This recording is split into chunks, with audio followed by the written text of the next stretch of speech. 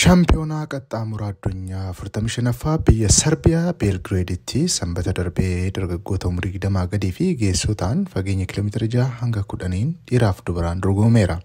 Haala kanaanis fiigicha kiiloomeetira 6 dubartootaan atileetonni Itoophiyaa tokkoffaa hanga sadaffaa bahuudhaan ga'umsa isaanii agarsiisaniiru. Atileet Maartaa Lamaayyoo daqiiqaa 19 fi sekondii 28 fiiguun tokkoffaa bahuudhaan Itoophiyaaf warqee jalqabaa argamsiisteetti.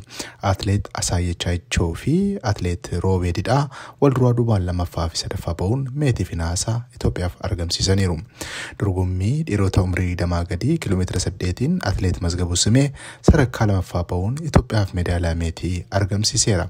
Atileetonni Keeniyaa sadarkaa tokkoffaa fi sadaffaa bahuudhaan medaaliyaa warqee fi naasaa argataniiru.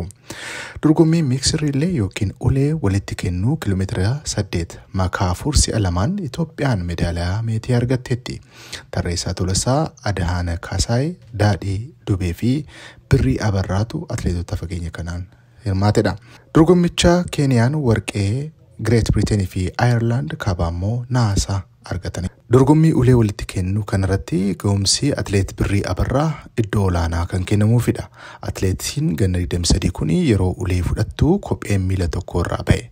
Deebisuufis yaaltee hin taane, isheen garuu ittuma dhiistee fiigde, seenaas hojjette. Taateen kun kan mudate atileetumti biyya ishee ulee kennuuf wayitatti dhiyaatu otoo hin beekin kophee ishee irratti jechuu isaatiin mudannoon kun kan mudate.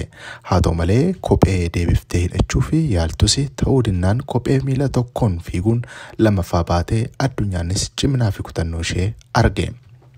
Fiigicha qaxxaamuraa addunyaa kanarratti xiyyeeffannaa guddaa kan argate kan biraammoo dorgommii fageenya kiiloomeetira 10 dhiirota gidduutti morkatamedha.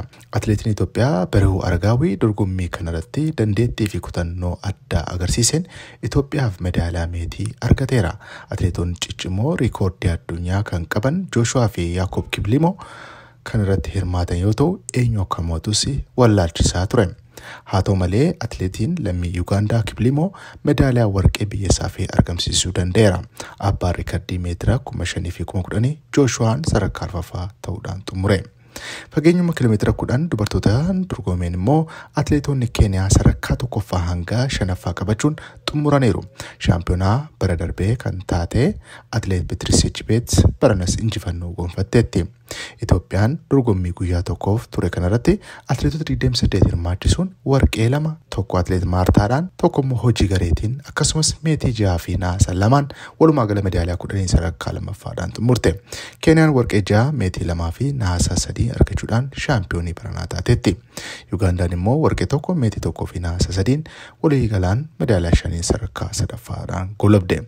Shaampiyoonaa kanarratti biyyoonni 51 dorgommicha irratti qooda kan fudhatan yoo ta'u isaan keessaa biyyoonni 4 qofatu medaaliyaa argachuu danda'e. Odeeffannoo keenya Pirimeer Liigii Ingiliziitti yogguu dabarru kilaboonni morkii waancaa fi taasisan dilbata kaleessaa falmii isaanii agarsiisaniiru. Keessumaa taphni garee Pep Gaardiyoolaan hoogganamu Manchester City fi Arsenaal dirree Itihaaditti falmii isaan taasisan xiyyeeffannaa guddaa kan kennameefidha.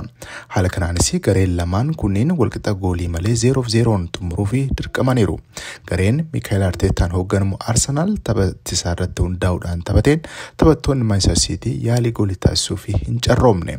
Arsenaal barana ga'umsa cimaa agarsiisaa kan jiru yoo ta'u tapha jalqabaa City wajjin irratti kan mo'ate yoo ta'u tapha lammaffaa irratti immoo qabxii qoodachuu danda'eera.